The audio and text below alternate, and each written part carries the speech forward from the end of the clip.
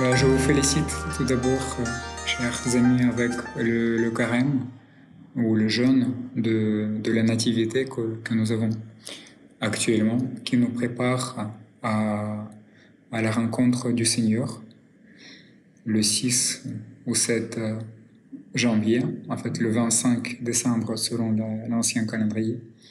Et demain, nous allons fêter également la fête de l'entrée de la Sainte Marie au Temple. Donc là, comme disent les saints, c'est l'entrée du temple dans le temple, parce que Sainte Marie, elle était en même temps le temple de Dieu, celle qui a, a englobé celui qui ne peut pas être englobé par tout l'univers. Elle a saisi dans son ventre le Seigneur des myriades des étoiles. Et nous fêtons l'événement lorsque elle, cette petite fille de Nazareth, lorsqu'elle avait 3 ans, elle a été introduite dans le temple en, avec l'accompagnement des vierges, d'autres vierges qui portaient des bougies. Et pour ça, il y a un psaume 45 qui prédit cet événement. Et selon la sainte tradition, elle était même entrée au sein des sens qui, pour les femmes, n'était pas du tout possible. Mais elle y est entrée. Parce que le presbytère, le premier prêtre des Juifs, par la grâce de l'Esprit Saint, a vu son destin, son ministère, le ministère de la Vierge Marie, et c'est pour ça qu'il l'a introduite au sein des saints. Donc tous ces événements, en fait, demain.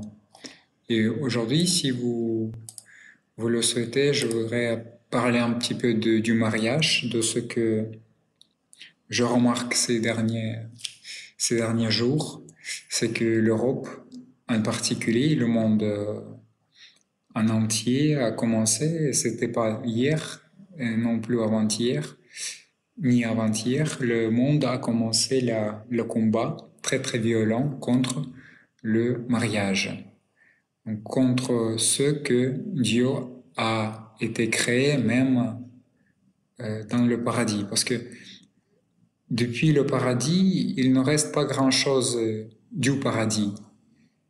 Il ne nous reste pas les arbres ou les fruits des paradis, bien que de temps en temps, on peut lire que les saints aient apporté les fruits du paradis pour témoigner de cette réalité. Mais il nous reste du paradis juste une seule chose, c'est le mariage. Parce que si on prend les 7 sacrements de l'Église, il y a un seul sacrement qui était au paradis, c'est le sacrement du mariage, qui était le premier. Ève, la femme, a été créée pour l'homme, et cette union de l'homme et de la femme a été bénie. Et Adam même commence à prophétiser parce qu'il dit que, en fait, l'homme devra quitter ses parents, bien que Adam il n'avait pas de parents, mais ils disent que l'homme devra quitter ses parents et se rejoindre avec sa femme. Et de deux, on va avoir une seule chair. Donc c'est un mystère. Lorsqu'il y a deux âmes et on voit par les yeux corporels, on voit 2 hommes, mais en même temps, c'est un seul homme. Mais le diable, comme on sait, il lutte contre tout ce qui est saint, tout ce qui a été créé par Dieu. Et c'est pour ça que, aujourd'hui, en tout cas, c'était toujours le cas, mais aujourd'hui, c'est devenu de plus en plus grave, il a commencé à se battre très très violemment contre le mariage parce que il comprend que s'il détruit l'institut du mariage, il va détruire toute l'humanité. Parce que le mariage, c'est un socle, l'union entre l'homme et la femme, c'est un socle non seulement des nations, comme disait Saint Philarète de Moscou, il disait si vous voulez détruire la nation, il faut détruire la famille. Parce que la famille, les familles composent, les nations se composent des familles. Et, et le diable, il tend à détruire complètement les familles. Mais comment il peut le faire? Évidemment, par la création d'autres types de familles, des familles non bibliques. Donc, avec deux hommes, ou avec deux femmes, ou avec même les familles du type suédois, lorsqu'il y a plusieurs personnes. Et il faut le dire, il faut l'avouer, qu'il a réussi durant le XXe et XXIe siècle, que le diable a réussi dans son projet violent pour la destruction cruelle de la famille. Et non seulement il a réussi mais dans le monde, mais il a réussi de faire entrer cette erreur, cette chose horrible euh, dans l'Église. Effectivement, ce n'est pas la vraie Église, heureusement aujourd'hui, mais dans les choses qui étaient récemment, ça fait pas longtemps, les choses qui étaient sacrées pour certaines personnes. Par exemple, aujourd'hui, j'ai lu, je vous donne le lien, un article lorsque en Suède, une peintre a créé dans l'église les peintures de sodomites. Et l'évêque, femme de cette église, donc moi je mets le lien dans le salon écrit pour ceux qui sont intéressés. Et l'évêque, femme, ce qui effectivement contredit à la Bible, à la parole de Dieu, puisque l'évêque ne peut pas être femme, bien sûr. Elle a félicité, elle était très très heureuse et elle a dit que c'est un jour principal et très très important pour l'Église en Suède. Donc qu'est-ce que ça veut dire? Et si vous regardez cette image, vous voyez que c'est un reflet du paradis, mais c'est un... Est-ce qu'on pourrait juste Oui, pardon, vous m'entendez? répéter la dernière? La dernière phrase, que si vous regardez cette image de la peinture qui a été peinte dans l'église protestante, vous allez voir que c'est un reflet du paradis. Mais en fait, c'est un reflet biaisé du paradis que les gens totalement perverses veulent avoir aujourd'hui dans le monde. Donc c'est un exemple lorsque l'homme n'essaye pas de se convertir selon les règles de la parole de Dieu, du Christ, du Seigneur et de l'Église, mais il essaie de convertir tout ce qui est autour de lui selon les règles de son cœur perverse. Et ici, nous voyons que nous, mes chers amis, habitons dans l'époque où, comme disait Charleston, c'est un écrivain anglais, il disait que le monde, et en particulier l'Europe, c'est l'endroit où les commandements de Dieu ne sont pas perdus, ne sont pas oubliés, mais ils se sont mis sur la tête. donc tête bêche, à l'inverse.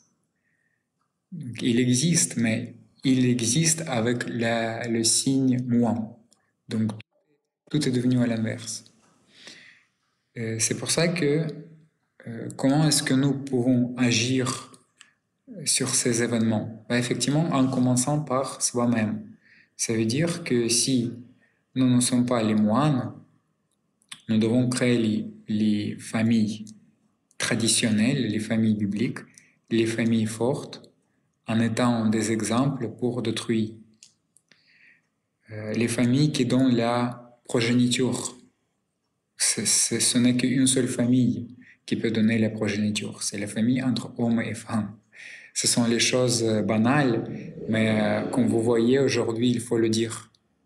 Parce que les familles homosexuelles ne peuvent pas donner de la progéniture, en fait. Ils ne peuvent pas se multiplier. C'est pour ça que leur seul moyen de se multiplier, c'est de créer les manifestations, c'est de créer les marches de la fierté dans les rues des grandes villes du monde. En fait, lorsque vous voyez la marche des homosexuels, les parades, donc pensez que ils sont en train de se multiplier. Parce qu'ils ne peuvent pas se multiplier naturellement, comme l'homme et la femme, comme la famille traditionnelle. Donc, qu'est-ce qu'on peut faire? On peut fortifier et être des exemples pour d'autrui, en créant les familles fortes, les familles traditionnelles, en élevant, en cultivant les enfants. Nous pouvons ne pas faire les avortements. Nous pouvons accueillir les enfants, si c'est possible, dans nos familles, dans notre famille, pour accomplir la volonté de Dieu. Et nous pouvons également ne pas suivre ces tendances, mais les dénoncer, comme dit l'apôtre Paul, qu'il est honteux de parler des choses qui existent, il faut s'éloigner d'elles et il faut les dénoncer, parce que le mal a toujours peur d'être dénoncé, d'être révélé. Si vous révélez et dénoncez le mal, il se comporte comme un petit démon effrayé qui se cache dans un coin. Il commence à se précipiter pour partir quelque part, pour se cacher dans les ténèbres. Mais lorsque vous dévoilez et révélez le mal en disant que ça c'est le mal, les gens qui le font contredisent non seulement à la parole de Dieu, mais ils contredisent même à la nature humaine. Ils font des choses contre-naturelles. Et en disant ça, vous accomplissez vous appliquez et vous montrez la vérité céleste. Et d'ailleurs, c'est pour ça que Saint Jean-Baptiste, il a été tué, il a été égorgé, parce que de même manière, il a dénoncé, il a dévoilé les actes de Hérode, qui a eu la femme de son frère Philippe. Il ne pouvait pas le faire. Et Saint Jean-Baptiste n'a pas gardé le silence, mais il a dénoncé même le roi, ce qui lui coûtait la vie terrestre. Mais nous savons que la vie terrestre, ce n'est que la vie temporelle. La vie éternelle nous attend, à condition que nous allons vivre cette vie très très courte, mais d'une manière digne et sans se cacher et sans avoir peur de dénoncer de telles choses horribles. Voilà, c'est une petite préambule. Si quelqu'un a des questions, des remarques ou des sujets pour lesquels vous vouliez parler. Moi, j'avais juste une question. Je coupe là. Voilà, j'avais juste une question. Donc, vous avez dit que selon la tradition, la Théotokos a été consacrée au temple à ses 3 ans. Est-ce que c'est comme ça? Est-ce que c'est pour ça qu'on dit qu'elle n'a pas de péché? Et d'où est-ce que ça vient dans la tradition? Est-ce que c'est le proto-évangile de Saint Jacques? Oui, entre autres, c'est l'évangile apocryphe que l'Église a repris en certaines parties en ce qui concerne la fête de l'entrée. Il y a aussi d'autres sources. Il y a des saints-pères comme Saint Théophylacte d'Oride qui raconte aussi les événements de cette fête au XIe siècle. Et il y a des saints-pères qui le racontent dans les siècles plus précoces.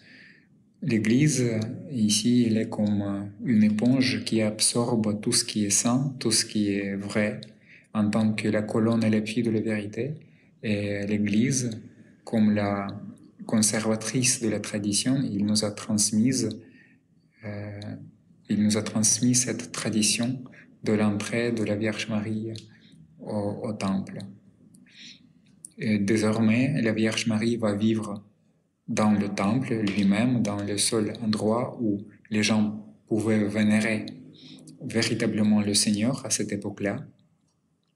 Et nous savons que même selon les archéologues, il y avait entre autres les chambres pour les filles, les chambres pour les jeunes filles vierges qui devaient apprendre la parole de Dieu en vivant dans les chambres côtoyantes avec le temple et en atteignant l'âge du 15 ans, l'âge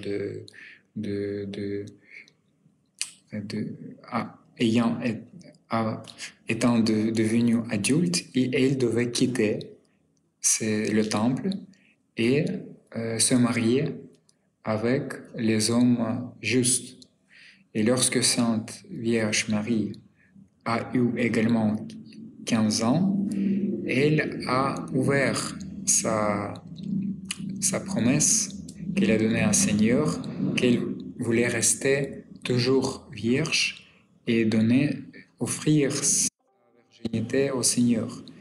Et c'est pour ça que les prêtres ont trouvé pour elle quelqu'un, c'était Joseph, qui était beaucoup plus âgé qu'elle, qui était son parent, et qui pouvait garder sa virginité, la protéger et être pour elle comme père.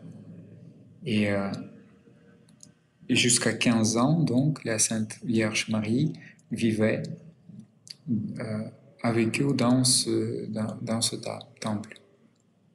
C'est pour ça qu'on dit qu'elle n'a jamais péché. Non, c'est pas pour ça qu'on dit, parce qu'on peut pécher même en vivant dans le temple, même en étant dans le temple. On dit que la Vierge Marie n'avait pas de péché personnel. Et les péchés, si on définit le péché comme un acte assez grave contre la volonté de Dieu. Parce que bien qu'elle n'ait pas eu les péchés personnels, elle commettait de temps en temps les fautes non graves, mais par sa mécompréhension des choses. Dans l'Évangile, on peut lire lorsqu'elle est venue aussi à chercher son Fils divin, et Seigneur Jésus-Christ a répondu que celui qui écoute mes paroles, c'est lui pour moi, c'est ma mère et mes frères. Et Saint Jean Chrysostome, il écrit de temps en temps que la Vierge Marie a commis des fautes. Mais en même temps, et d'ailleurs en plus, on sait que la Vierge Marie, comme elle était née du Père et de la Mère de manière naturelle, comme vous et moi, elle a hérité le péché originel. C'est pour ça que, au moins jusqu'à son âge, jusqu'à jusqu'à avoir le Fils divin dans son ventre quand elle était purifiée du péché originel. Donc avant cet événement, elle avait le péché originel qui évidemment a influencé sur elle. Mais en même temps, elle a été la meilleure parmi tous les gens de l'époque et même d'aujourd'hui, de façon qu'il n'a pas péché. Donc elle n'avait pas de péché personnel, mais elle a hérité le péché originel parce que c'est seul le Seigneur qui n'a pas hérité le péché originel. Pourquoi? Parce qu'elle est née de manière surnaturelle, sans participation de l'homme. Bonsoir. C'est ce qu'on appelle les fautes involontaires, dont on demande le pardon lors de la liturgie avant la communion. Oui, ça aussi, bien sûr. Ben, avant la liturgie, la communion, on demande le pardon pour toutes les fautes, volontaires et involontaires, mais pour elle, pour la Sainte Vierge Marie, d'ailleurs, comme le prophète Élie aussi, on dit que ces personnes-là étaient sans péché personnel. Les saints-pères le disent. Mais effectivement, ça n'a rien à voir avec le faux dogme de la conception immaculée de la Vierge Marie, qui est très très récent et qui n'a rien à voir avec la sainte tradition du premier millénaire. C'est une... Quand on dit donc, que la Vierge est immaculée, elle est pas née immaculée, elle a été rendue immaculée par le fait que le Christ, Dieu, ait été en elle.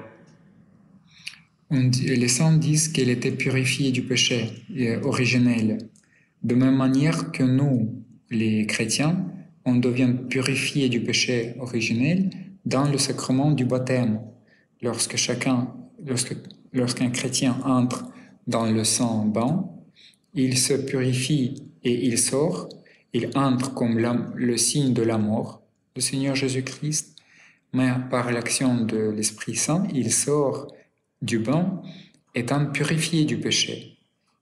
Sa nature change et il devient l'homme d'obéissance. Il devient libéré de l'action du diable qui avant agissait de l'intérieur de lui.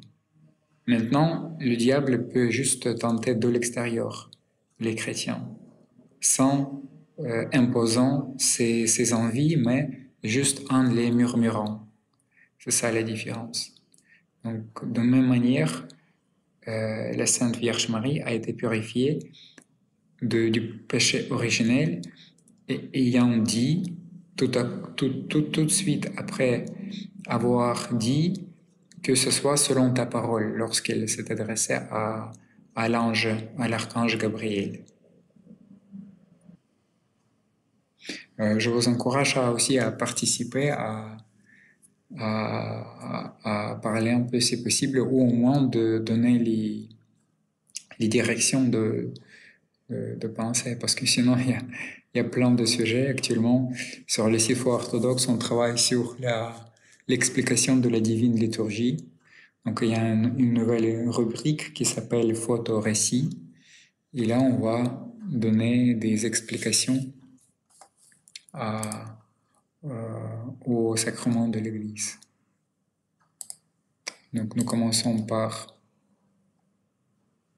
la Sainte Liturgie, et puis on va voir le Saint Baptême et d'autres.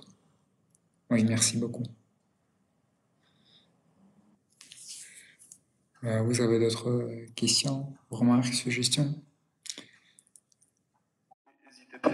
Oui, est-ce que quelqu'un lit par exemple un livre ou un moment dans l'Évangile qu'il ne comprend pas et qu'il voudrait clarifier, éclaircir?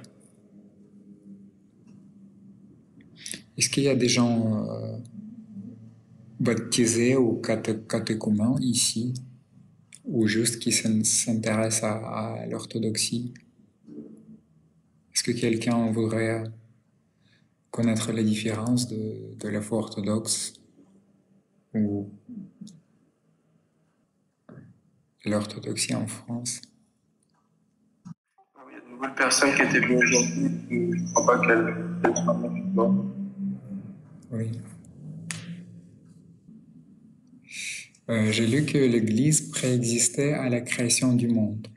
Oui, par exemple, Saint Maxime le Confesseur, dans un de ses œuvres, dit que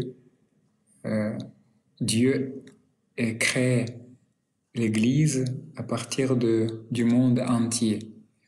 Qu'est-ce que ça veut dire? Ça veut dire qu'est-ce que c'est l'Église? L'Église, c'est la communauté des êtres sauvés et entrés en relation intime, en relation étroite avec Dieu. Donc ce sont les hommes et les anges. Et donc dans ce contexte, on ne peut pas dire que l'Église préexistait le monde, parce qu'on peut dire dans ce contexte large de l'Église que d'abord l'Église formait les anges, parce que les anges ont été créés avant le monde. Mais dans le sens plus strict de l'Église, comme la communauté des gens sauvés en Christ, parce que ce n'est que le Christ qui crée l'Église du Nouveau Testament, elle a été créée le jour du Pentecôte. Donc, ici nous voyons deux définitions de l'Église. L'Église du Nouveau Testament, ça c'est l'Église créée au jour du Pentecôte. L'Église de l'Ancien d'ailleurs Testament, ce sont les Juifs, les prophètes, les prêtres qui formaient aussi l'Église de l'Ancien Testament. Et l'Église en tant que la communauté des êtres qui ont rendu leur volonté obéissante à Dieu. D'abord, cette Église formait les anges et Adam et Ève, par exemple. Mais aujourd'hui, il y a un abus possible dans cette définition de l'Église, c'est qu'on peut élargir la notion de l'Église sur tout l'univers aujourd'hui sans se rendre compte que aujourd'hui, à notre époque, l'Église a c'est la communauté très très bien définie. Donc l'Église aujourd'hui, c'est une telle communauté qui garde la foi apostolique, les saints sacrements définis par le Seigneur, qui se guide par les règles définies durant les conciles œcuméniques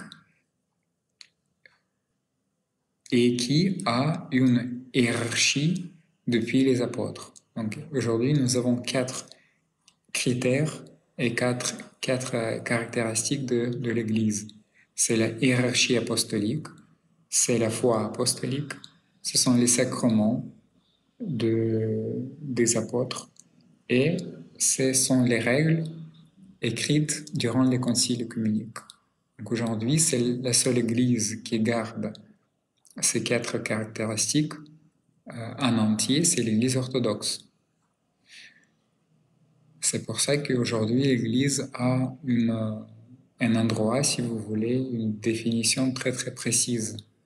Parce qu'il existe des courants qui essayent d'abolir cette notion très très précise de l'Église en disant que tout le monde qui croit en Dieu, c'est déjà une Église. Mais en même temps, on peut bien croire en Dieu, même on peut essayer d'accomplir sa volonté tout en restant en dehors de l'Église. J'ai une question en tant que catholique. Quelle est votre doctrine sur la création du monde? Je pense notamment à l'âge de la Terre et la théorie d'évolution de Darwin. L'Église a une doctrine très très précise décrite sur les pages de la Bible. Donc c'est que Dieu a créé tout l'univers en 6 jours, les 6 jours réels, et le 7e jour, il s'est reposé de ses œuvres pour nous donner un exemple comment on doit se comporter, pour qu'on travaille aussi, non, 6 jours, et le 6e jour, on consacre à Dieu. Concernant l'âge de la Terre, c'est plutôt la question, c'est pas la question dogmatique qui ne touche pas à la foi directement, mais avec la Bible, on peut bien définir et compter l'âge de la Terre, ce qui fait un peu moins de 8000 ans. Après, pour se plonger dans les réflexions géologiques, oui, pour les réflexions scientifiques, géographiques, géologiques, si vous voulez, ça c'est une question plutôt du rang scientifique qui au maximum peut confirmer que la Terre ne peut pas avoir des milliards d'années en force des processus qui ne peuvent pas durer si longtemps. Et la Terre ne peut pas exister infiniment. Un jour, elle a été créée. Tout ça, ce sont les preuves qui existent réellement. On peut prouver physiquement, mathématiquement, on peut prouver que la Terre n'a pas pu exister infiniment. Voilà. La théorie d'évolution de Darwin contredit la Bible. Elle est très très récente. Elle est la théorie dans laquelle même Darwin n'a pas cru entièrement, mais qui a servi beaucoup comme un moyen de persuader les gens de faire le péché. Parce que si on provient des singes, donc, ça veut dire des animaux, donc on peut justifier notre péché. Donc, on peut faire le péché en vertu de notre faiblesse. Donc, on n'est pas responsable de nos actes. Donc, il y a beaucoup donc qui mènent à la péché. Et d'ailleurs, un des propagandistes de la théorie d'évolution de Darwin a avoué finalement, vers la fin de sa vie, j'ai oublié malheureusement son nom, que la théorie de Darwin n'a pas de preuve. Et c'est vrai, elle n'a pas de preuve, c'est qu'une hypothèse. Mais enfin, il a dit que pour moi, c'est plus confortable de suivre cette théorie parce qu'elle elle adoucit ma conscience et je peux faire ce que je veux. Il dit ça. Donc là, une personne honnête va comprendre très très rapidement que la théorie d'évolution de Darwin, ce n'est que la foi, parce qu'il n'y a pas de preuves scientifiques. On ne peut pas prouver scientifiquement, il n'y a pas de preuves, il n'y a pas de reste des espèces intermédiaires. Parmi 200 millions des fossés, il n'y a aucun qui montrerait l'espèce intermédiaire. Mais c'est un autre sujet. Il y a un excellent livre sur ça qui s'appelle Merci beaucoup. Il y a un excellent livre sur ça qui s'appelle Premier homme, Genèse et création de Séraphim Rose, qui est un grand écrivain orthodoxe, qui était un grand moine et qui est sans doute saint. Et donc le père Séraphim Rose explique et fait une critique philosophique et explique qu'en fait, comme bien d'autres choses, la théorie évolutionniste, elle est basée sur des présuppositions. Elle est basée sur des pétitions de principe. Il montre qu'il y a des endroits où même Darwin lui-même s'est repris, ou des endroits que Darwin utilise qui ne sont même plus utilisés de nos jours, hein, notamment que Darwin essaie de faire ça pour faire une séparation raciale des différents êtres humains, pour essayer d'expliquer que l'anglo-saxon serait au-dessus des autres. Philosophiquement, c'est quelque chose qui ne se tient pas parce qu'il n'y a pas de cohérence. Et voilà, et c'est aussi pour ça qu'on va pas forcément se baser là-dessus. Et c'est pas ça non plus qui empêche une lecture plus allégorique de la Genèse. C'est-à-dire que Saint Maxime le Confesseur, il explique qu'il y a plusieurs niveaux de lecture de la Genèse, et notamment des niveaux qui sont difficiles à percer, puisque la création du monde, le jardin d'Éden, etc., ce sont c'est un endroit qui est physique, mais qui est sur un plan métaphysique qui lui est différent. Et du coup, à ce titre-là, on peut pas connaître. Non, non, le live est en cours. Et on peut pas en connaître toutes les modalités ou utiliser la méthode scientifique dessus, puisque par définition, la méthode scientifique, c'est l'observation du monde physique par la répétition. Oui, voilà, mais il y a tout ça. C'est philosophiquement et scientifiquement, c'est très intéressant. Séraphin Rose, c'est un génie absolu.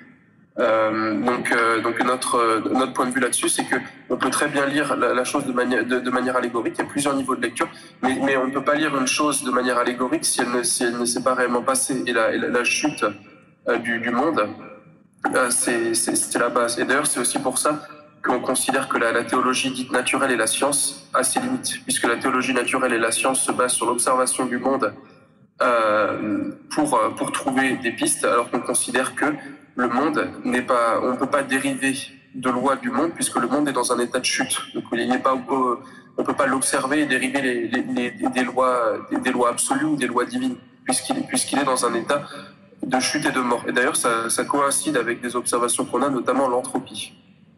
Voilà. Et d'ailleurs, pour te rappeler le point de vue catholique, je sais qu'il y a un pape aux alentours de Vatican I qui a fait une bulle papale qui est autoritative, qui dit qu'il ne faut pas suivre ce que dit Darwin, qu'il ne faut pas écouter ça, etc. Et que aux alentours de Vatican II, un autre pape a fait une autre bulle qui est elle aussi autoritative, qui dit qu'en fait on peut très bien écouter Darwin et faire de l'évolution théistique. Une contradiction. Mais en ce qui concerne la foi, si on même fait cette hypothèse que la théorie d'évolution de Darwin est possible, et si en même temps on est chrétien, ce raisonnement mène à la blasphème. Pourquoi? Parce que si on provient des singes, ça veut dire que si l'homme provient du singe, ça veut dire que le Christ, il a repris aussi le corps qui provient du singe, ce qui est tout à fait blasphémique. Et donc, ça mène à la réflexion que la Sainte Communion, le corps du Christ qu'on mange, aussi a des racines d'animal. Mais en même temps, Dieu, il contredit à manger le sang d'animal. Donc vous voyez, on mène à la blasphème. C'est pour ça que pour un chrétien qui a la foi, c'est tout à fait impossible même d'essayer de concilier la foi chrétienne et la théorie d'évolution. Mais en ce qui concerne le monde catholique, comme nous le voyons aujourd'hui, les fondements catholiques qui étaient durant plusieurs siècles comme des murs qu'on ne pouvait pas franchir, on commence à s'effondrer. Donc on commence de plus en plus à dire que hors l'Église, on peut être sauvé. Les païens peuvent être sauvés, comme le dit l'Église catholique. Là, on peut essayer de réconcilier la théorie d'évolution avec la foi. D'ailleurs, comme disait Pape aussi, c'est le Pape actuel, il disait que le Dieu n'est pas un magicien pour créer tout de suite les hommes.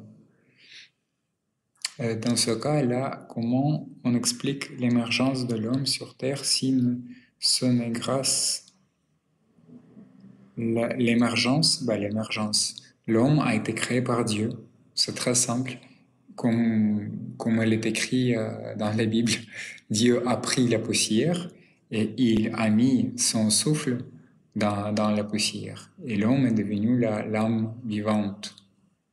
Donc là, il faut avoir de la simplicité pour accepter la simplicité d'enfant, la bonne simplicité pour accepter ce que Dieu dit, ce qu'il est écrit dans sa parole.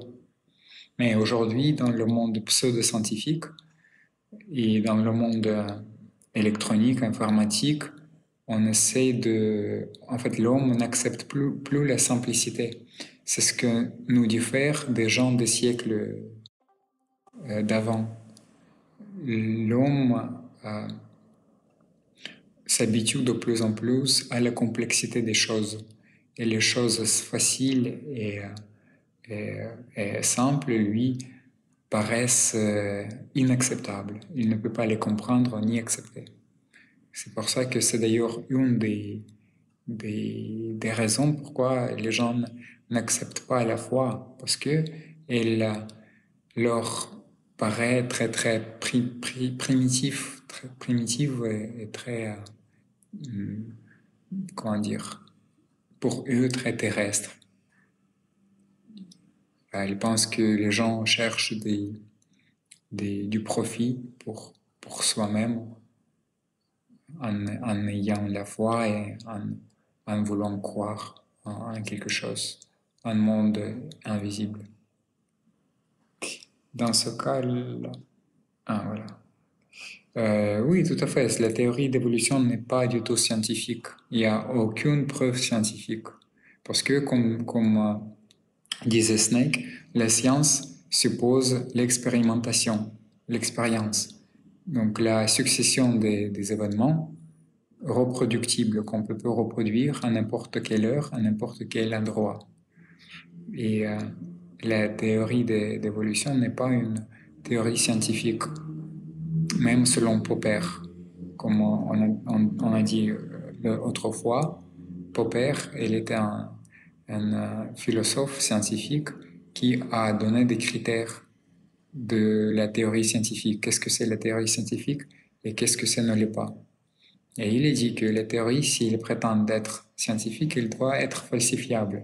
Ça veut dire qu'on doit avoir, même en théorie, une possibilité de construire, de créer une expérimentation par laquelle on pourrait, hypothétiquement, de refuser la théorie. Mais pour la théorie d'évolution, il n'existe pas cette expérience par laquelle on peut renier la théorie. On regarde l'épistémologie en fait de la méthode scientifique. En fait, on constate qu'elle est aussi circulaire, puisque la méthode scientifique dit qu'elle est juste en vertu du fait qu'elle est la méthode scientifique. Alors, premièrement, c'est une méthode qui peut être intéressante à certains niveaux, mais qui se base uniquement sur la reproductibilité d'expérience. Donc, par exemple, qui par définition ne peut pas affirmer, confirmer ou infirmer quoi que ce soit de métaphysique. Et deuxièmement, en fait, la science, elle se décrit elle-même comme un critère de vérité, alors que c'est au mieux un critère de réplicabilité. Mais elle est aussi basée sur une pétition de principe. Par exemple, si tu dis je n'accepte pas quelque chose parce que ce n'est pas scientifique, la question c'est pourquoi la science est valable. La science s'auto-justifie. Donc c'est aussi basé sur une pétition de principe et un raisonnement circulaire. Comme absolument toute pensée ou réflexion.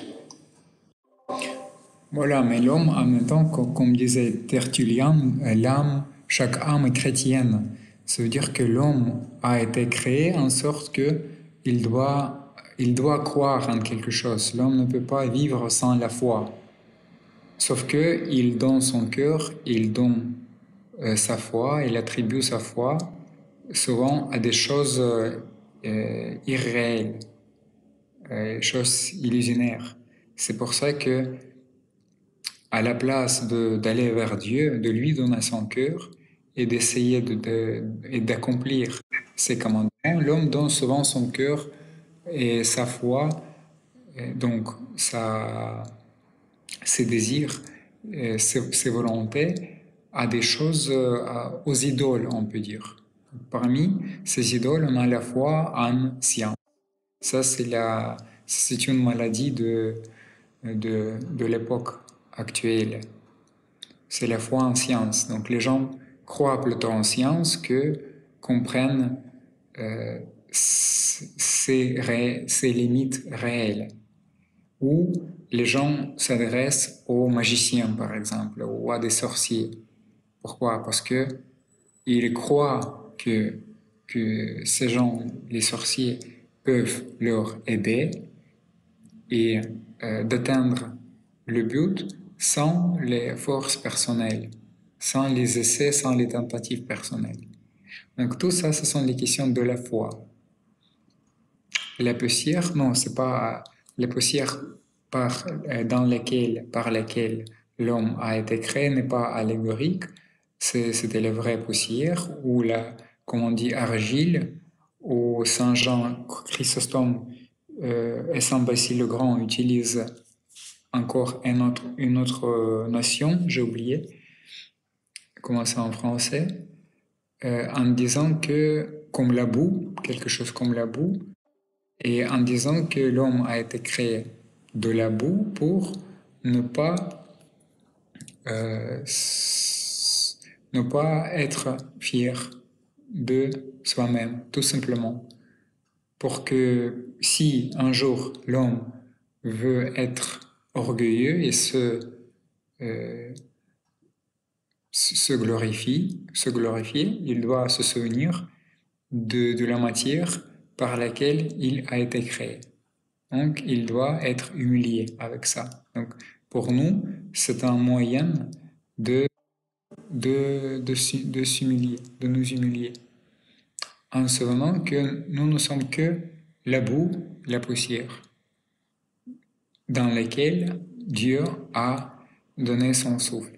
D'ailleurs, il y a une histoire intéressante, une anecdote de Saint Lazare qui a été ressuscité par le Seigneur 4 jours après sa mort. Comme dit la sainte tradition, il était évêque en Chypre et il a toujours senti le goût de l'enfer sur sa langue, si bien qu'il a mangé toujours du sucré. Il a mangé du miel. Parce que 4 jours qu'il a passé à l'enfer. Et il n'a jamais ri. Mais juste un jour, il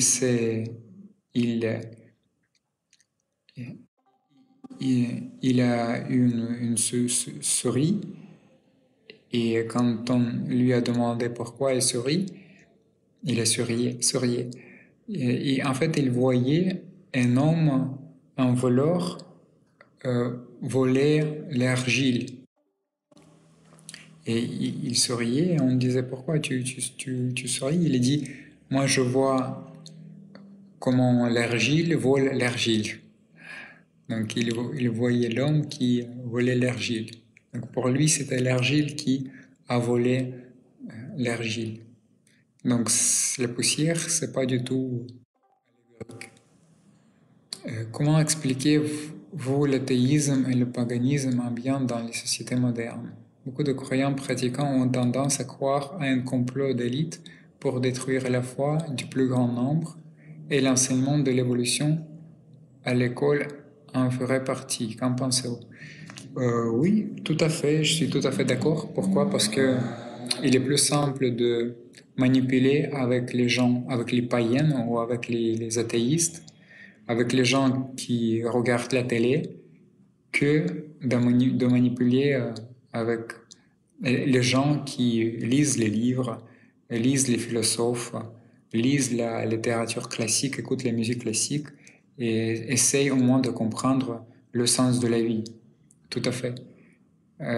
C'est pour ça que, bien sûr, évidemment, l'athéisme et beaucoup plus le paganisme rendent sot l'intelligence de l'homme. L'homme devient fou, malheureusement. Donc c'est pour ça que je ne suis pas étonné que les élites, comme vous dites,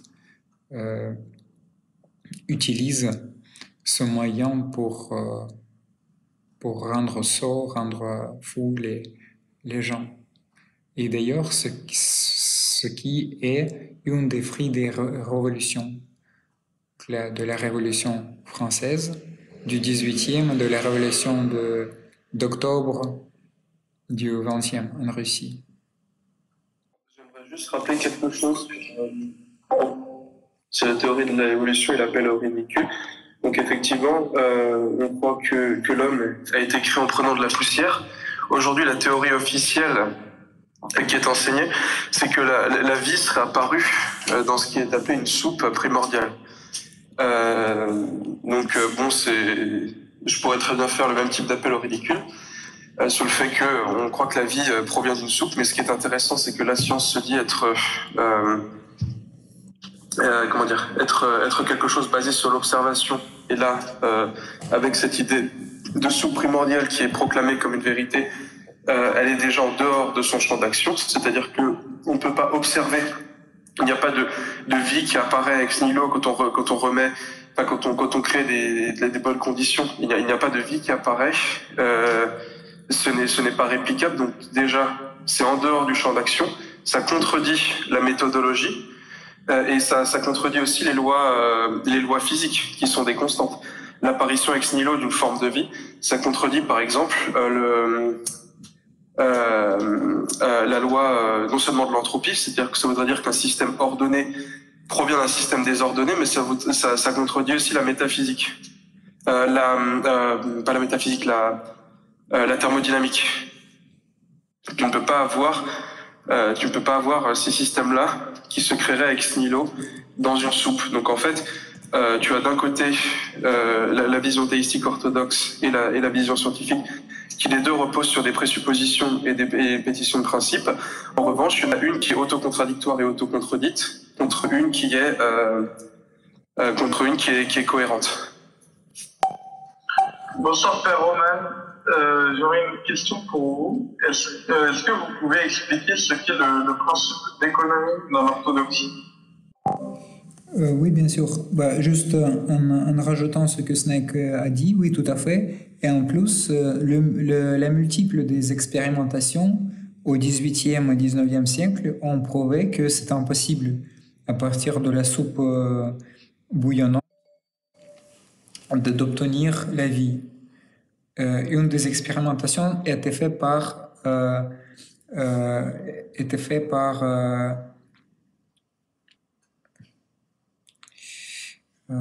j'ai eu sur ma langue, j'ai oublié ça, Jean Pasteur, voilà, Pasteur, Louis Pasteur. Louis Pasteur, il a prouvé qu'il est impossible à partir d'une soupe, d'obtenir la vie. Avant, il y avait d'autres scientifiques qui l'ont prouvé, parce que les gens jusqu'au XVIIe siècle, je crois, pensaient que à partir de quelque chose de bouillonnant, quelque chose de chaud, quelque chose d'incompréhensible, on peut obtenir les petites bactéries, les petits micro-organismes. Mais en fait, c'était faux, comme c'était prouvé scientifiquement. En ce qui concerne l'économie a deux sens, le sens divin et le sens canonique. Dans le sens divin, l'économie, on l'appelle tout ce que Dieu a fait pour notre salut. Donc ça, c'est ce qu'on appelle l'économie divine. Donc, qu'est-ce qu'il a fait? Il a donné la loi de l'Ancien Testament, il a élu grâce à Abraham son peuple. Puis dans ce peuple, il est devenu homme, donc il s'est incarné. Le Fils de Dieu est devenu le Fils de l'homme. Puis le Fils de l'homme a donné l'enseignement par sa parole, par ses actes, par ses multiples guérisons. Puis il a donné finalement sa vie sur la croix. Il est ressuscité le troisième jour aussi, dans le cadre de l'économie. C'était fait pour notre salut, c'était pas fait pour lui-même, parce que Dieu, il est autosuffisant, il n'a besoin de rien pour lui-même. Ensuite, le Seigneur il est monté aussi, il est assis à la droite de son Père, et depuis son Père, le Seigneur a envoyé l'Esprit Saint. la troisième hypostase, ou la troisième personne de la Sainte Trinité, qui est descendue sur les apôtres et qui était avec eux en formant l'Église, qui est présente dans l'Église jusqu'à nos jours et qui continue à faire pour le salut de chacun tout ce qui est possible. Donc c'est ce qu'on appelle l'économie divine. En ce qui concerne l'économie canonique, c'est l'ensemble de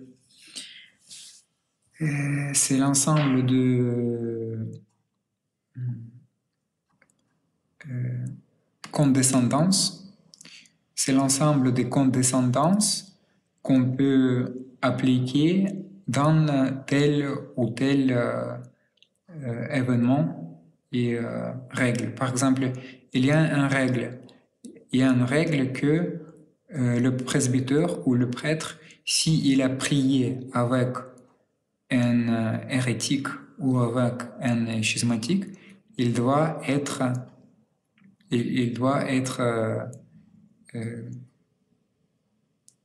excommunié de l'Église. Ça c'est la loi canonique. Mais après, l'évêque, il est en mesure d'être condescendant, oui, envers un tel ou tel prêtre ou diacre, de voir les circonstances de cet événement et d'appliquer l'économie, ce qu'on appelle d'appliquer les condescendances. L'antonyme de l'économie, c'est l'acrivie. L'acrivie, c'est à l'inverse, quand on rendre les canons plus sévères. Voilà. Donc il y a deux antonymes, deux choses opposées, l'acrivie et l'économie.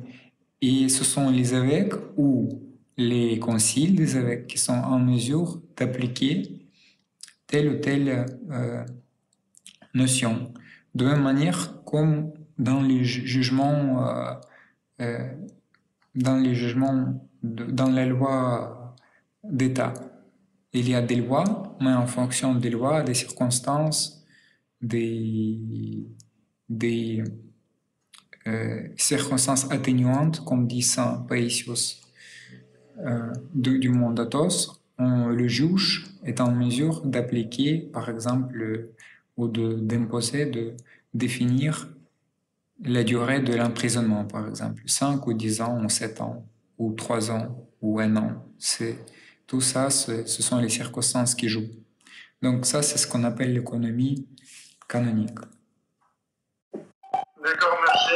Merci. J'avais une autre question concernant le mal et le péché dans la tradition orthodoxe. Qu'est-ce que le mal ou le péché dans la tradition orthodoxe? Quels sont les différents types?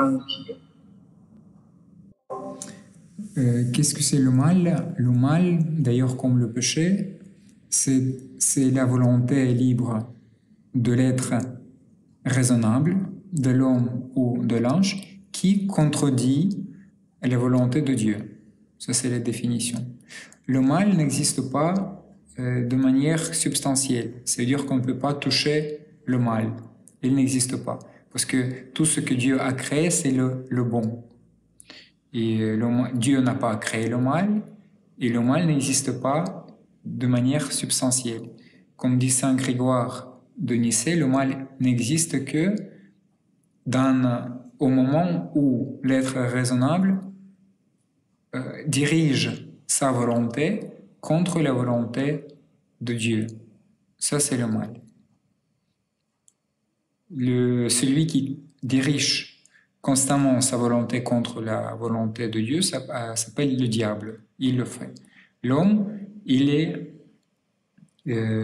bascule entre tel ou tel état. L'ange, il dirige sa volonté toujours selon la volonté de Dieu. Il est obéissant entièrement. Donc, est-ce que par exemple, tuer une personne, c'est un péché ou pas? Aussi, ça dépend. C'est pas un péché par définition. Et tuer quelqu'un juste comme ça, c'est un grave péché, bien sûr. Pour un chrétien, c'est une excommunion de l'Église, et c'est même dans les règles d'État, c'est grave, comme vous le savez. Mais en même temps, par exemple, nous avons eu durant l'Ancien Testament les événements lorsque Dieu a commandé au peuple juif, à Moïse, de tuer les gens, de tuer les apostats, par exemple, ou de tuer les païens. Donc ça, c'était la volonté de Dieu. Donc le péché, c'est pas quelque chose qui est le bien pour le raisonnement terrestre, pour le raisonnement d'un homme de ce monde, mais c'est l'accomplissement de la volonté de Dieu. Donc le bien n'existe pas sans Dieu. C'est Dieu, ce n'est que Dieu qui définit qu'est-ce qui est bien et qu'est-ce qui est mal. C'est pour ça que d'ailleurs l'arbre de la connaissance s'appelle comme ça. C'est l'arbre de la connaissance du bien et du mal. Pourquoi? Parce qu'il montre la prérogative de Dieu de définir pour l'homme qu'est-ce qui est bien, qu'est-ce qui est mal, qu'est-ce qui est le bien, qu'est-ce qui est le mal. Pour l'homme, il paraît aujourd'hui, par exemple, que les mariages homosexuels, c'est le bien, mais Dieu pense autrement. Voilà, il faut distinguer le moral terrestre qui peut être très très varié en fonction des habitudes, des traditions, et avec la volonté de Dieu. Donc, parce que si nous allons chez un peuple africain, on va voir que, par exemple, tuer son père, par exemple, c'est normal, c'est dans le cadre du moral du tribu. Mais Dieu pense autrement. Donc ici, par exemple, en France et en Russie, en Ukraine, on peut penser que faire un avortement, c'est normal. Mais pour Dieu, ça, c'est un péché comme un meurtrier, en fait. Meurtrier, et même meurtrier avec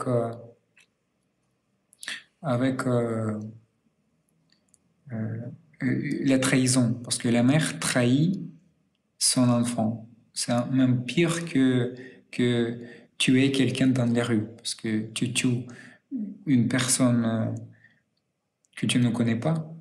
Il n'y a pas d'élément de trahison. Mais dans l'avortement, il y a un élément de trahison. Et meurtrier très très violent. Du coup, Père Romain, j'avais une troisième question. Après, j'en aurais fini. Moi, je viens, du catholicisme traditionnel, où concernant la sexualité, et j'espère ne pas vous déranger en parlant de ça, où concernant la sexualité, j'étais très rigoriste et il a condamné très, très fortement, par exemple.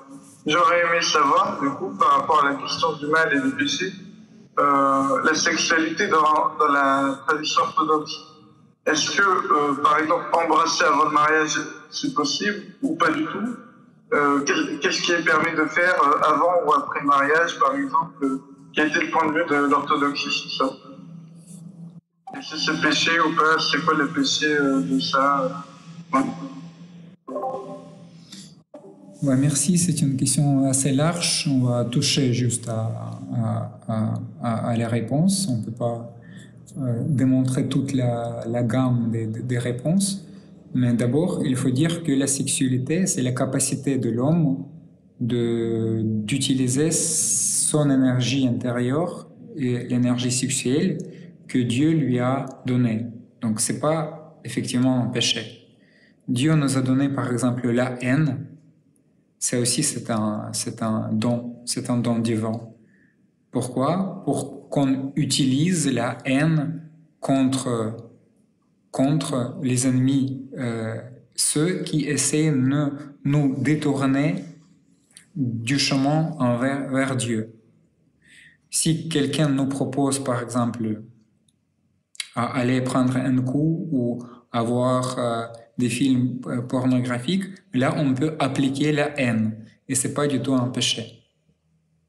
Mais si quelqu'un nous offense, juste sans nous tenter, sans nous menée contre Dieu et on applique la haine. Ça, c'est la mauvaise haine, donc, et ça serait un péché pour nous.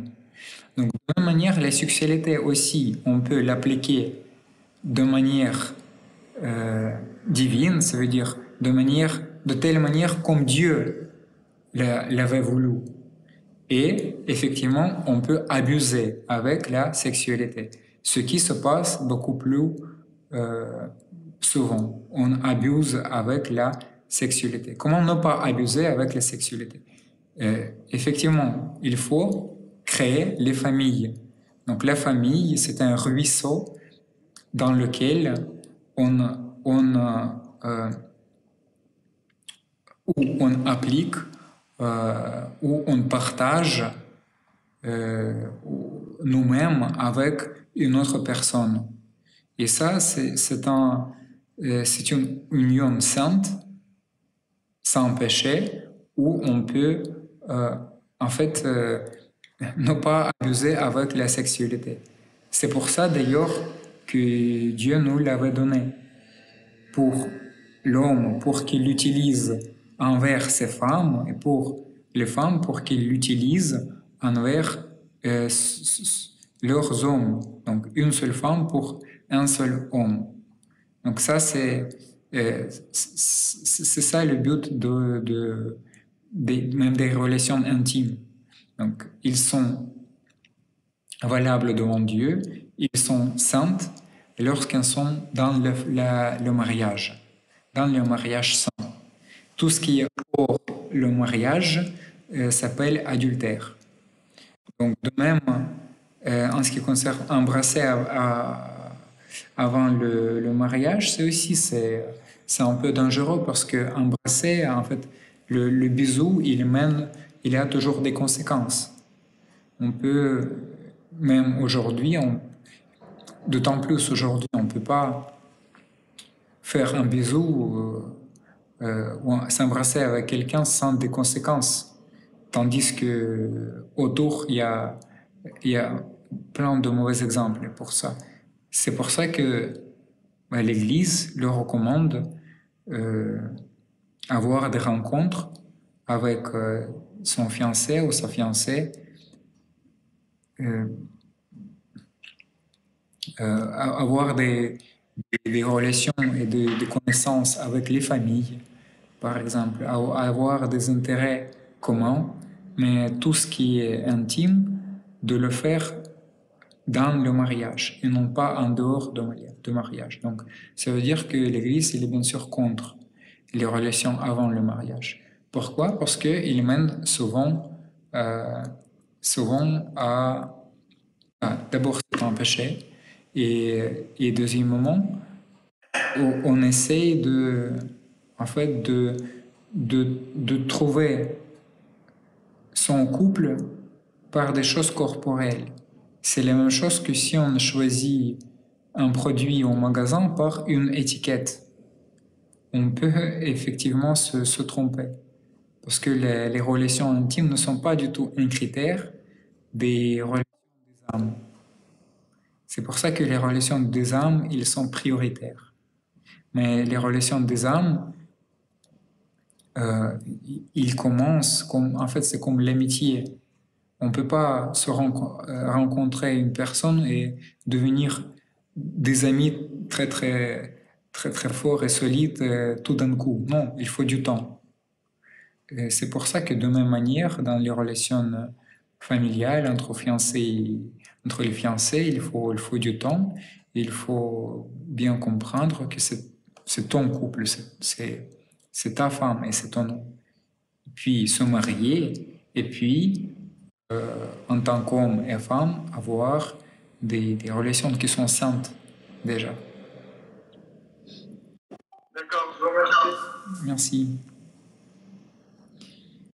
Du coup, dans le chat, il y a quelqu'un qui vous pose la question si la foi est-elle rationnelle?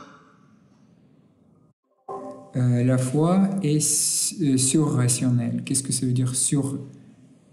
La foi n'est pas ni rationnelle ni irrationnelle, elle est surrationnelle. Ça veut dire qu'elle est au-delà de la raison. Pourquoi? Parce que elle utilise aussi les forces de notre cœur. Donc, elle est la partie rationnelle. Donc, c'est la partie où on peut expliquer notre foi. Pourquoi je crois en ça et pourquoi je ne crois pas en ceci, en cela. Ça, c'est la partie rationnelle. Mais c'est pas du tout. C'est pas la fin. Il y a aussi le côté surnaturel de la foi. Donc, ce sont les côtés de notre être humain, de nos capacités beaucoup plus profondes que la raison, qui touchent plutôt à notre cœur, par lequel on prie, par lequel on sent, euh, qui crée en nous aussi les pensées.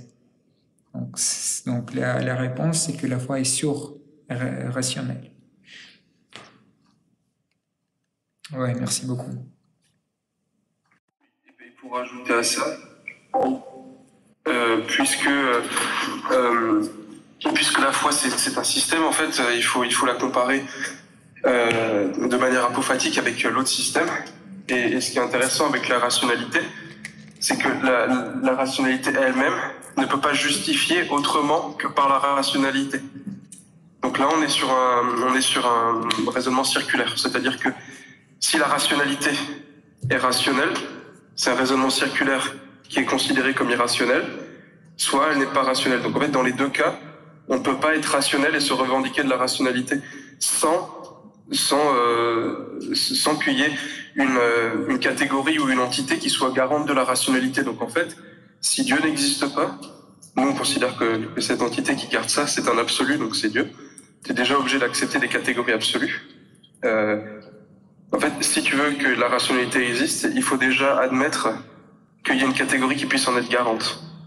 En fait, sans Dieu, on ne peut même pas être rationnel. Du tout. Oui, de même manière, par exemple, sans Dieu, on ne peut pas appliquer les catégories, les adjectifs, parce que, en fait, pour toutes les caractéristiques, il faut avoir un absolu à partir duquel en fait, un point 0,0. C'est un début de coordonnée, une origine, à partir de laquelle on pourrait raisonner. Donc, si on applique les principes de la beauté, de l'intelligence, et plus intelligent, moins intelligent, plus beau, moins beau, il faut avoir une origine, un absolu. Donc aussi qui mène à Dieu. C'est une des 20 ans des preuves de l'existence de Dieu. Parce que Dieu ne peut pas ne pas exister, parce que sinon on n'aurait pas pu utiliser les caractéristiques envers quelqu'un ou quelque chose. On a une question de la part de Théophile en vocal qui dit « Vous êtes d'origine ukrainienne, vous, votre famille, vos voisins, paroissiens, co-religionnaires ont-ils subi des persécutions des mains des communistes durant la période soviétique? Si oui, pouvez-vous nous raconter ?» Et moi, j'aimerais rajouter à ça, est-ce qu'il y a aussi des persécutions de la révolution ukrainienne? Puisque j'entends qu'aujourd'hui, il y a notamment l'église schismatique et les uniates qui commettent certaines fois des crimes contre les orthodoxes en Ukraine. Merci. En ce qui concerne aujourd'hui, oui, il y a des persécutions plus ou moins fortes et qui se sont affaiblies ces derniers jours, ces dernières semaines, mais lors du président, dernier président, ex-président, il y avait des vraies persécutions lorsqu'on a ôté les temples et on les a donnés vers une structure schismatique. Malheureusement, l'État a protégé les structures et a défendu, a supporté la structure schismatique. Donc oui, on connaît, il y a quelques dizaines de cas lorsqu'on a ôté violemment les temples.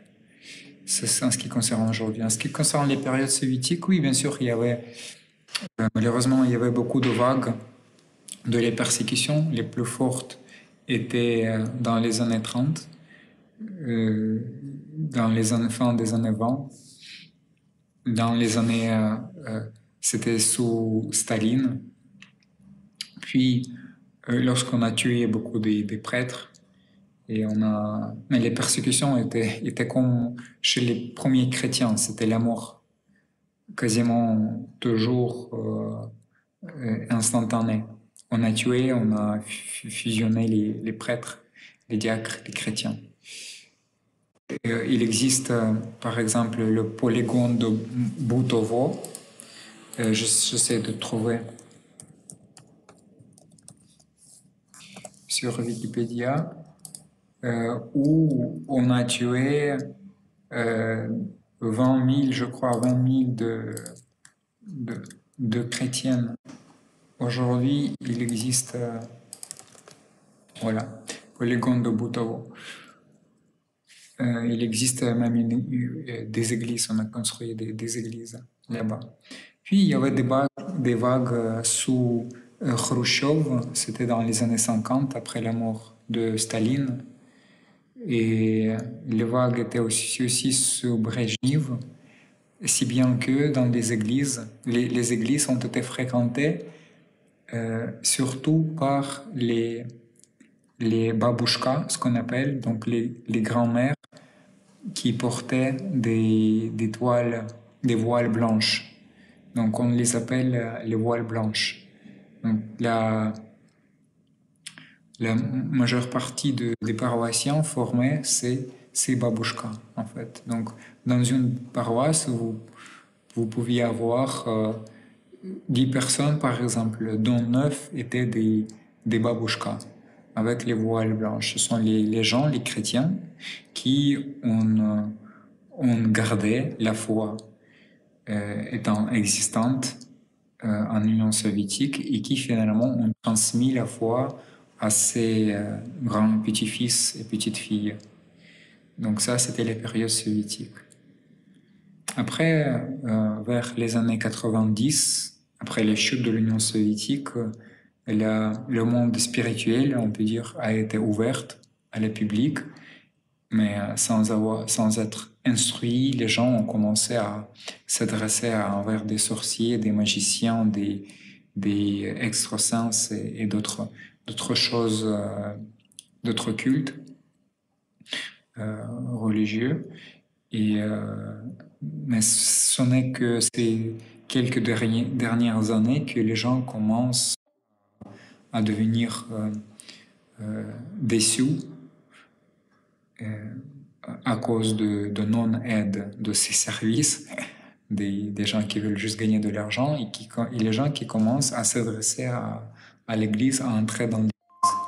Donc la foi, si vous voulez dire la foi dans les pays d'ex-l'Union européenne, est très très jeune. Et il y a pour la plupart des gens. Il y a bien sûr les personnes âgées, les évêques, toujours les babouchkas, les grands-mères qui fréquentent les églises.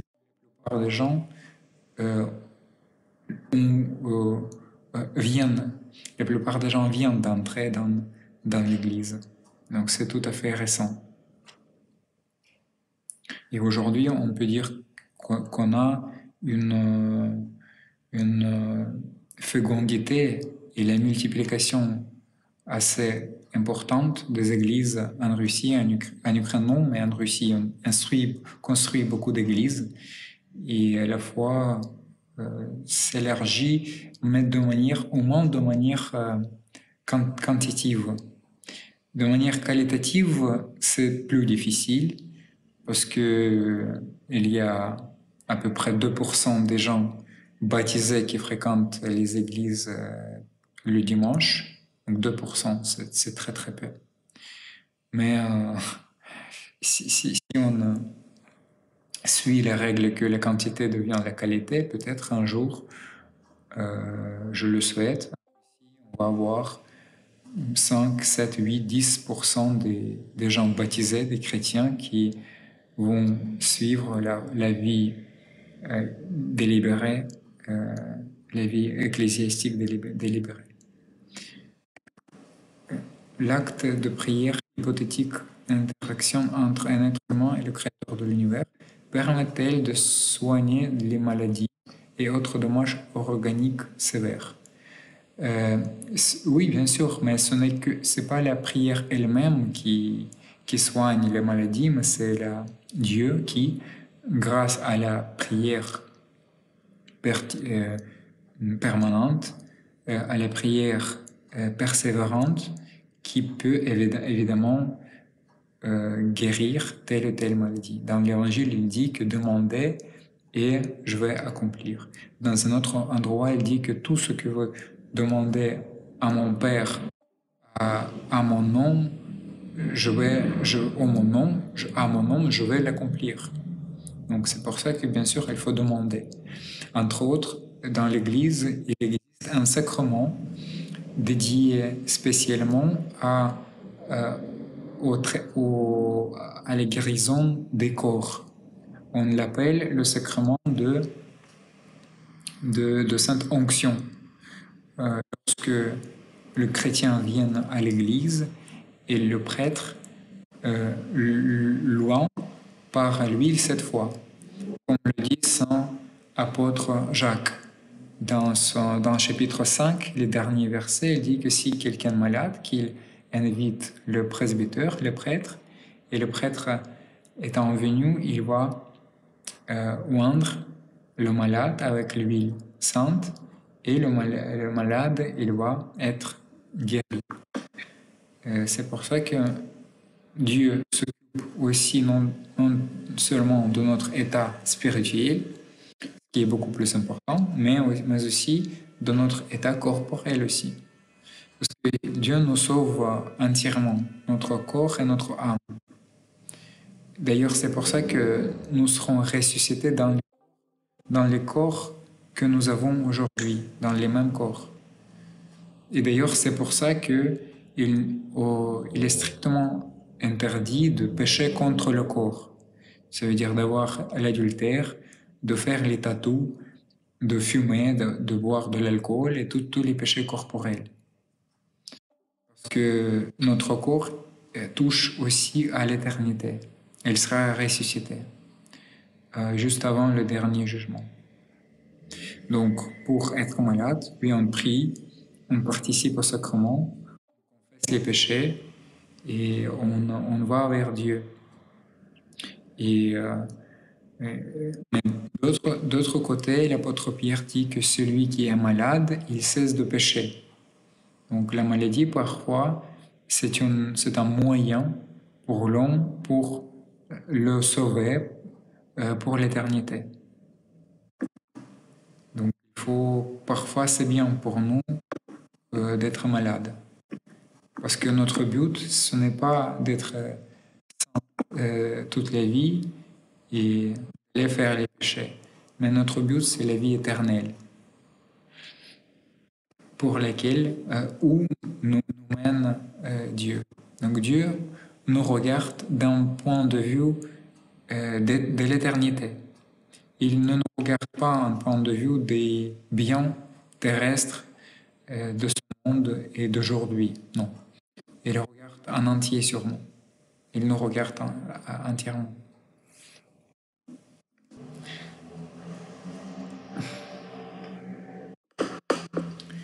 Voilà, c'est en ce qui concerne la maladie. En ce qui concerne la différence entre les catholiques et les orthodoxes, il y a des livres sur le site foi-orthodoxe, il y a des livres de archimandrite Vladimir Guettet sur les différences.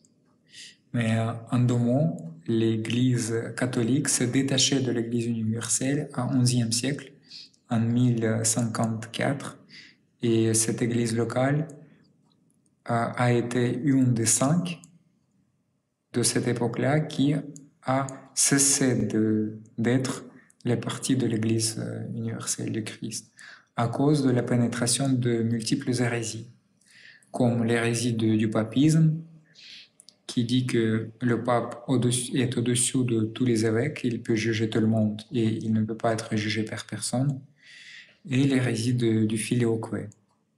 Ça, c'est une hérésie trinitaire qui dit que le Saint-Esprit il procède non seulement du Père, mais aussi du Fils, qui contredit à la Sainte Écriture et la Sainte Tradition. Ouais, depuis lors, dans l'Église catholique, il y avait multiples altérations qui ont été enracinées dans son enseignement, malheureusement. L'hésychasme, c'est la question très très difficile. En fait, c'est un niveau avancé de la vie spirituelle avant d'apprendre à faire la prière continue, la prière du cœur. Et ce qui existe, bien sûr, il faut essayer de l'atteindre. Il faut apprendre à faire des choses plus simples. Donc plus simples. C'est comme à l'école, en fait. On ne peut pas sauter tout de suite au terminal. Donc qu'est-ce que c'est les choses plus simples? D'ailleurs, aujourd'hui, on vient de publier les règles, les conseils plutôt, très très simples, d'un archimandrite qui est parti au ciel déjà, mais plusieurs gens disent qu'il était saint. C'est archimandrite Jean Christian King. Il fait des conseils très très pratiques pour la foi, le lien. Et entre autres, les choses simples, c'est par exemple la participation au sacrement tous les dimanches. Il faut se confesser en faisant l'analyse de sa vie, de ses actes, de ses pensées, de ses paroles. Et il faut après se communier, donc participer au mystère du Christ. Donc, ça, c'est les choses primordiales. Puis, il faut bien créer des relations, des bonnes relations avec les prochains, pour ne pas les offenser, pour les aider aussi à aller vers le Christ, à ne se disputer, à être à être bon, à partager sa vie avec quelqu'un, à se préoccuper des autres, des gens qui vivent la vie plus malheur que nous. En fait. Il faut, ça c'est les choses simples en fait, mais le christianisme commence par ça. Sans avoir fait ça, on peut pas atteindre l'hésychasme. Un jour, un jeune moine a posé une question, a demandé plutôt un conseil à son père spirituel en demandant comment je peux améliorer ma vie monastique, comment je peux pratiquer l'hésychasme. Et il a demandé de lui conseiller un des livres. Et un livre en père de l'Église ou quelque chose comme ça. Et ce vieux prêtre, père spirituel, il lui a donné le livre qui s'appelle David Copperfield, Charles Dickens. Et c'est pas l'illusionniste David Copperfield, mais c'est le livre de Charles Dickens, David Copperfield. Il a dit que si tu ne vas pas rencontrer les événements de ta vie, les tentations de ta vie, de même manière simple et légère que le personnage de ce livre, tu ne peux pas devenir chrétien. Pourquoi? Parce que, en fait, les exercices spirituels peuvent créer en fait en nous le démon.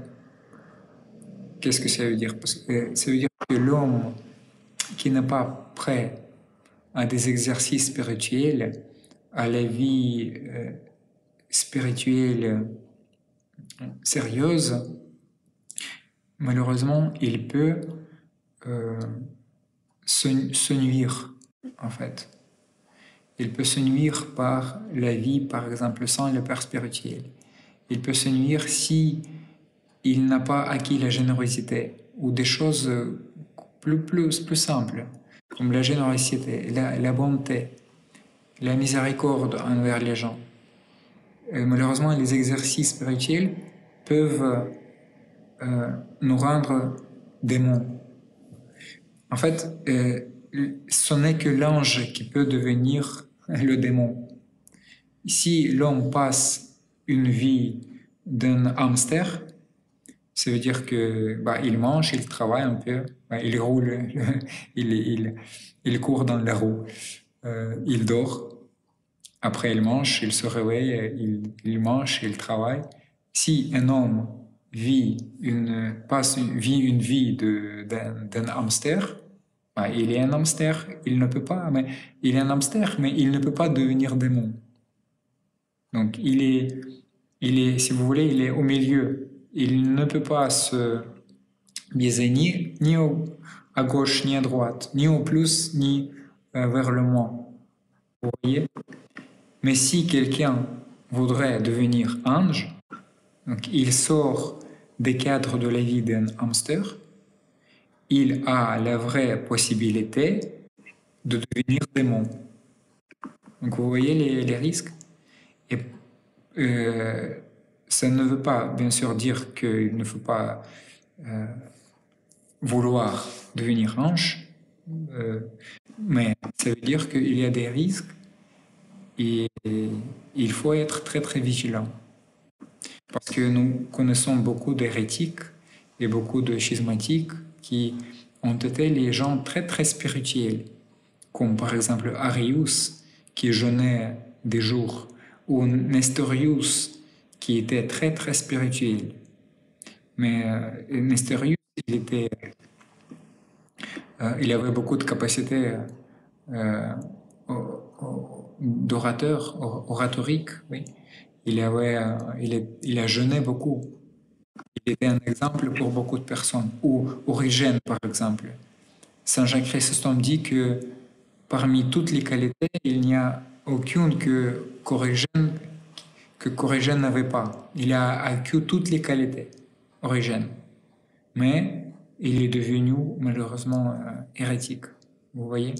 Et là, aujourd'hui, il est à l'enfer, malheureusement. On le connaît on le connaît selon notre tradition. C'est pour ça que il faut être très très attentif, vigilant, et commencer par les choses plus simples. Aider les autres. Je ne sais pas, nettoyer les fenêtres pour une grand-mère qui n'est plus capable de le faire. À fréquenter les maisons avec les orphelins, par exemple. À parler, à pleurer avec ceux qui pleurent, à se réjouir avec les gens qui se réjouissent. Il y a des choses d'abord plus simples. Et si ayant accompli les choses simples, ce sont les choses plus compliquées comme les sikhasmes qui nous viendra après, si Dieu le donne. Donc. Merci de la réponse. Il y a une question de l'autre chose qui a été posée plus tôt, qui dit ça peut paraître bizarre, mais je veux vraiment savoir la différence entre les catholiques et les orthodoxes. Alors on a un peu discuté, je pense que c'est une discussion qui peut être très longue. Est-ce que vous pouvez répondre ou donner des différences, ou expliquer selon vous quelle est la différence? Il y a plein de différences pour chaque question, mais la question principale par laquelle on peut entrer dans ce domaine, c'est la question de la papauté. Parce que le catholicisme, il est basé sur le pape. Sans le pape, il n'existe pas de catholicisme. L'Église de Rome, aujourd'hui, elle est même prête, d'ailleurs, elle accepte toutes les choses dogmatiques, toutes, entièrement toutes. Filioque, sans filioque, les églises anti-chalcédoines, les mariages des prêtres, ce sont les choses secondaires. Mais l'Église de Rome les accepte sous la condition que les membres, les chrétiens, seront obéissants au pape. Donc le pape, c'est la base, c'est le socle de l'Église de Rome. Sans pape, il n'est pas d'Église de Rome, en version d'aujourd'hui. C'est pour ça que tout d'abord, et ça c'est une question beaucoup plus simple que filioque, parce que c'est une question de l'ordre historique et un tout petit petit peu théologique. D'abord, il y a une question de comprendre comment s'était passé au premier millénaire. Est-ce que le pape, il était comme aujourd'hui le prétend l'Église catholique, est-ce qu'il était au-dessus de tous les chrétiens, au-dessus de tous les évêques? Ou non? Est-ce qu'il était égal à tous les évêques, comme un des évêques parmi tous les évêques? C'est la question principale et la question primaire par laquelle on peut entrer, si on veut le faire, dans les questions des différences, dans les questions de l'existence de l'Église de Rome. Et dès il y a des livres pour ça, il y a des livres sur le site Foi orthodoxe pour ça qui nous aident durant les siècles, du siècle au siècle, des chapitres qui nous aident à comprendre que le pape, il était le premier évêque selon la dignité et non pas selon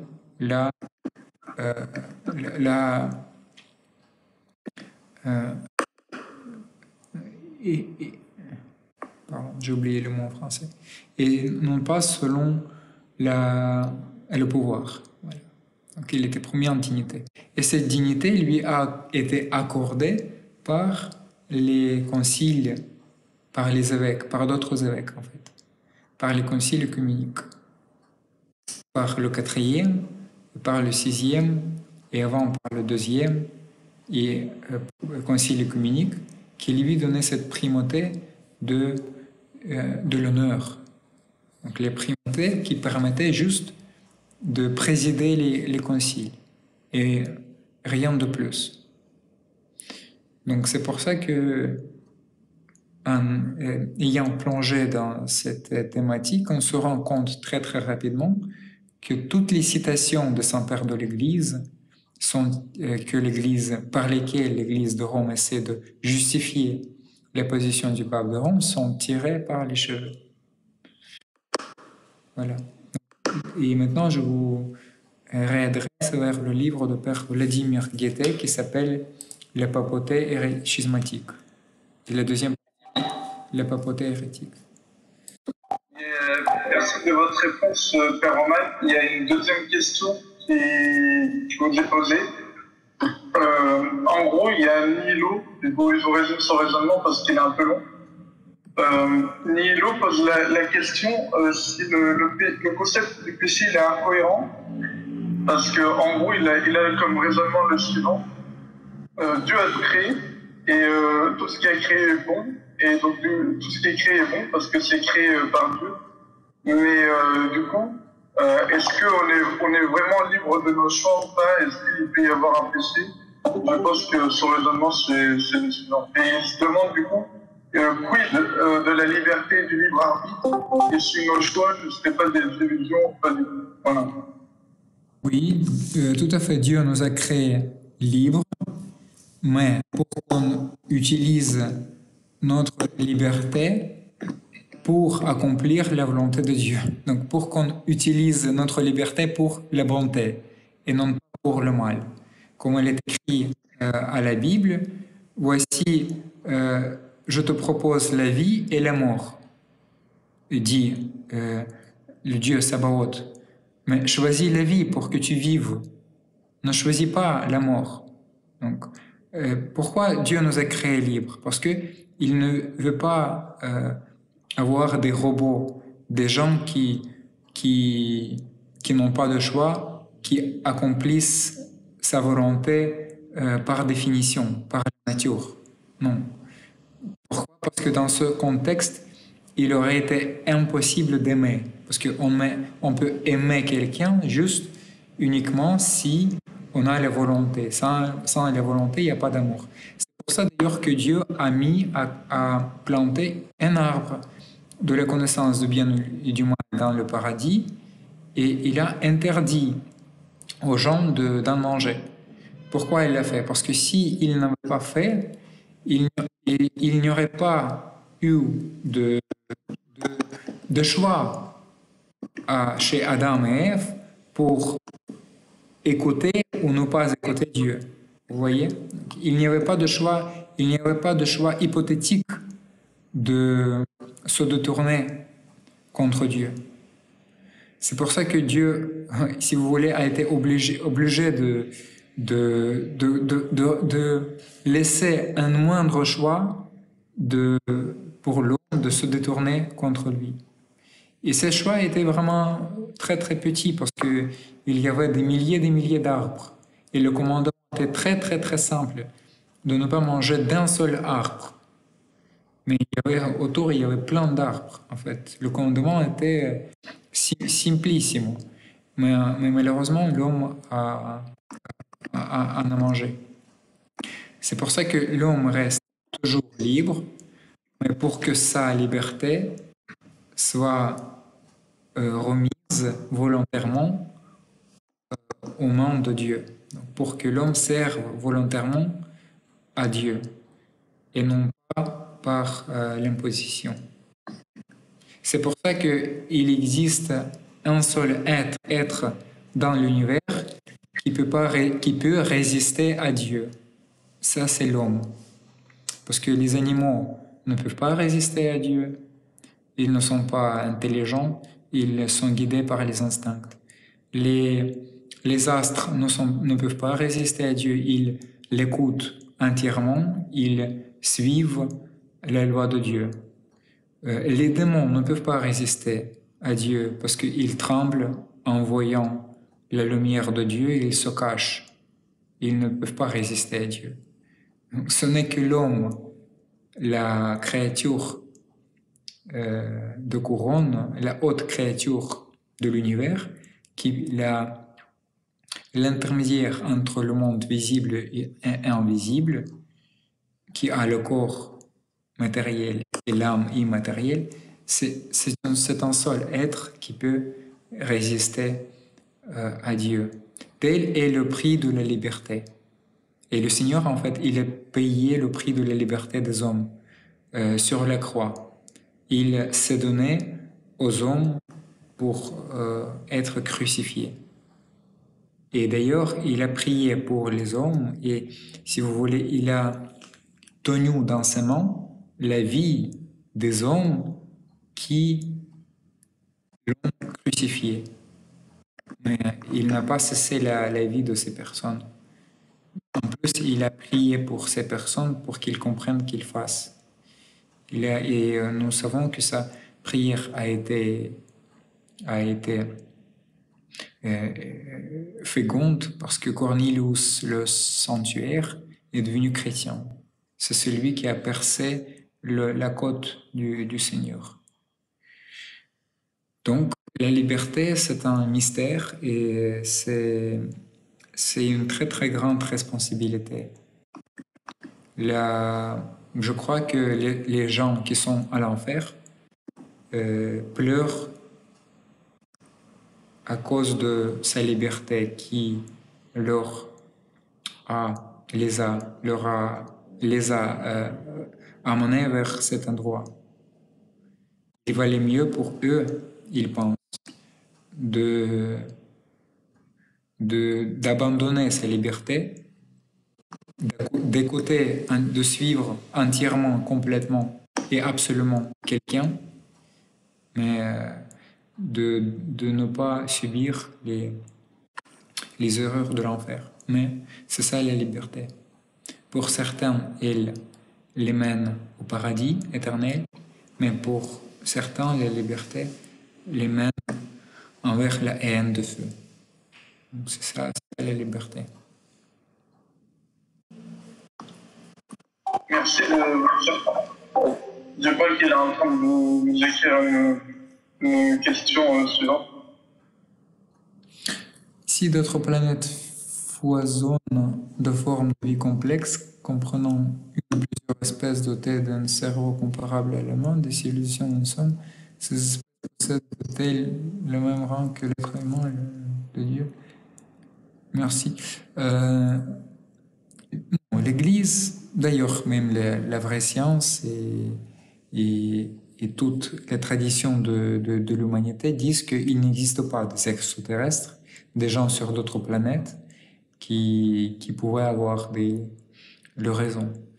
Et d'ailleurs, ça se contredit aussi entièrement à la fois parce que le Fils de l'homme, Dieu, s'est incarné sur la terre pour sauver les hommes qui vivent sur la terre. S'il y avait eu d'autres planètes avec d'autres êtres, il fallait pour Fils de Dieu de s'incarner sur d'autres planètes. Ce qui n'est pas du tout possible parce que Dieu est entré dans le temps, il est devenu homme et il est mort une seule fois en tant qu'homme. Il est ressuscité et il a fait l'économie de salut. Mais donc, dans ce contexte, la Terre, si vous voulez, c'est le centre, non pas le centre géographique, mais le centre spirituel de l'univers. C'est la scène principale où se trouve le drame et la tragédie, tout le scène de l'humanité qui se déroule ici sur la Terre. Mais pour l'homme qui n'est pas prêt à être responsable de ce qui se passe sur la Terre, pour lui, il vaut mieux qu'il existerait quelque part d'autres gens, d'autres êtres, pour partager sa responsabilité, si vous voulez. Mais non, l'homme est entièrement responsable de sa vie, de la vie de ses proches et de la vie de la terre en entier, en quelque sorte. Donc, tout se passe ici sur la terre. Et tout se passe dans cette seule vie. Parce que si quelqu'un qui cherche les extraterrestres souhaite élargir les coordonnées sphériques, oui. Donc, mais par contre, celui qui cherche à avoir plusieurs vies et à avoir la réincarnation, il souhaite à élargir les dimensions temporelles. Donc, les deux cas sont faits pour partager la responsabilité, pour renoncer à sa responsabilité. Vous voyez, quelqu'un élargit l'espace et quelqu'un élargit par la création des extraterrestres. Et quelqu'un élargit le temps par l'enseignement sur la réincarnation. Donc, les deux sont les moyens de fuite de la réalité de ce monde. Non, on habite là, maintenant, et c'est la seule vie. De cette vie dépend comment on va passer l'éternité. Voilà. Si quelqu'un a quelque chose à rajouter. Non, il n'existe pas aucune planète hybride de la vie. En tout cas, la vie intelligente.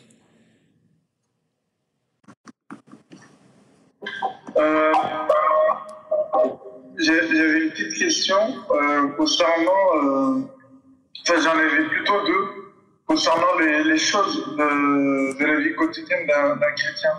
Par exemple, est-ce que dire des grossièretés, comme le mot putain par exemple, est-ce que ça c'est péché ou enfin, est-ce que c'est défendu?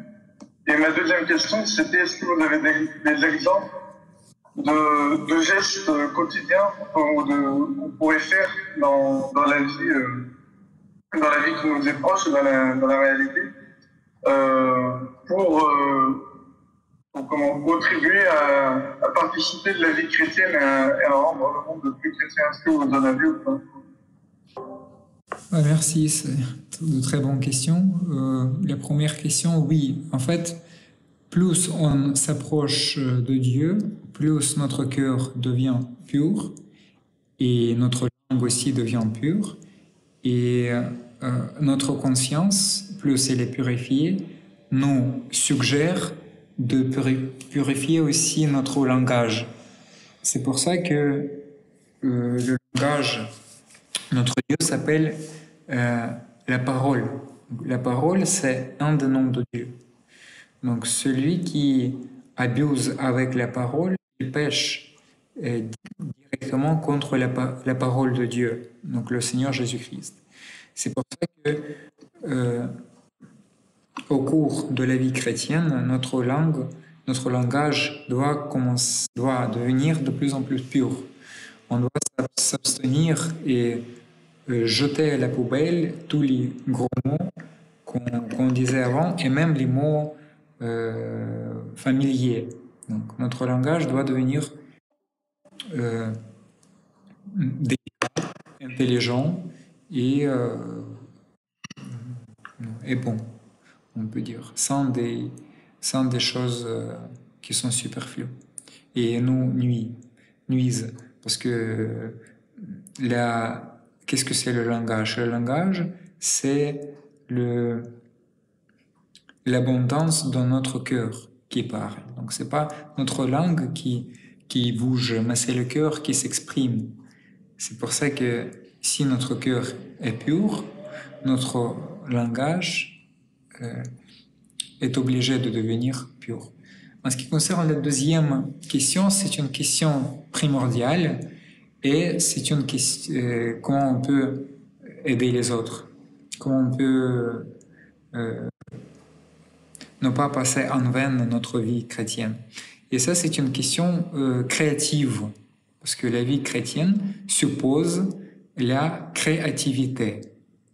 Qu'est-ce que ça veut dire? Ça veut dire qu'on doit chercher comment servir à Dieu. Si vous vous rappelez le proverbe d'un manager, d'un hôte de la maison qui était paresseux.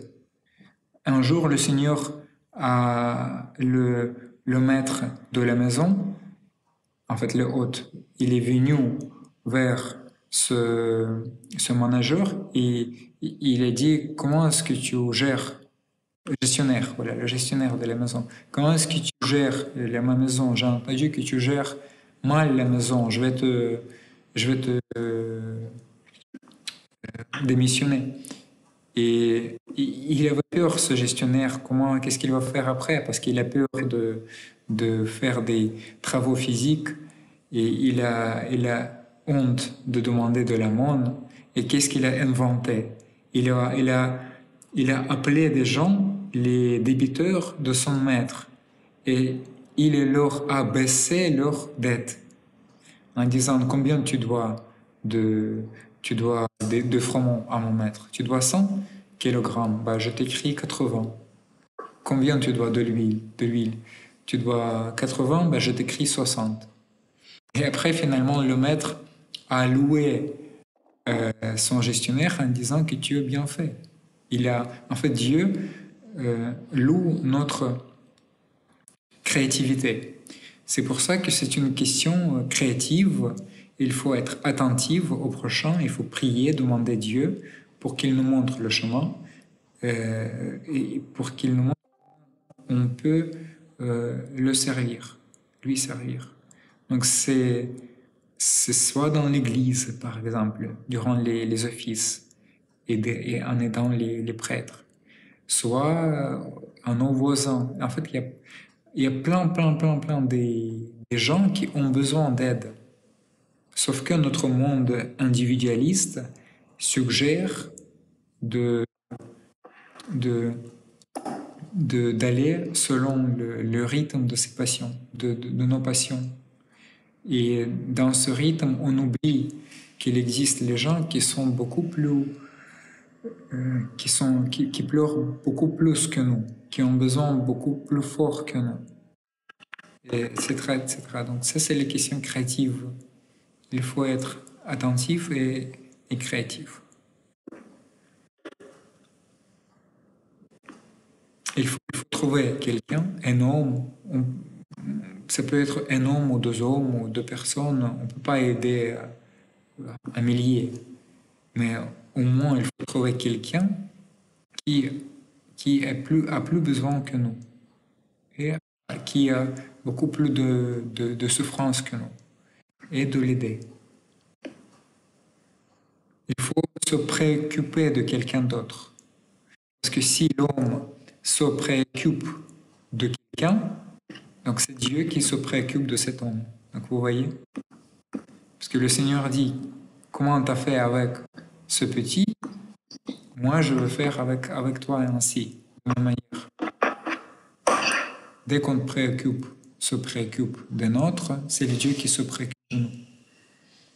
Et si on préoccupe de nous, si on se préoccupe de soi-même et basta, ben on ôte à Dieu la possibilité de se préoccuper de nous-mêmes. Voilà la logique. Plus on pense à soi-même, plus Dieu pense à nous. On a d'autres questions, non? Théophile, on a d'autres questions. Voilà, merci pour cette discussion. Merci à vous. Merci à vous. Merci. Ça à l'occasion. Je vous invite quand vous êtes libre. Mais merci beaucoup, mes amis. Si vous avez encore des thématiques, des sujets, n'hésitez pas à me demander. Là, je travaille actuellement sur la liturgie, sur les photorécits. Et puis, je vais reprendre la Genèse peut-être et où je vais commencer l'évangile. On va voir pour l'interpréter l'évangile. Merci beaucoup. Bonne fête à chacun, parce qu'aujourd'hui nous célébrons l'entrée de la Vierge Marie au Temple. Que la Sainte Théotokos vous protège et vous amène tous vers son Fils, notre Dieu. Merci à tous. Merci. Merci.